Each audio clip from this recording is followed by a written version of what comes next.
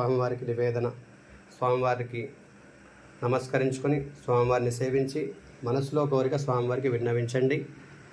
మనమంటే ఇష్టపడేవారిని, మనను దూషించేవారిని, మనను ప్రేమించేవారిని, మనను గౌరవించేవారిని అందరినీ కూడా సంపూర్ణమైనటువంటి ఆరోగ్యంతో సర్వకార్యములన్నీ విజయవంతం చేసేటట్టుగా చూడండి స్వామి అని నమస్కరించుకోండి.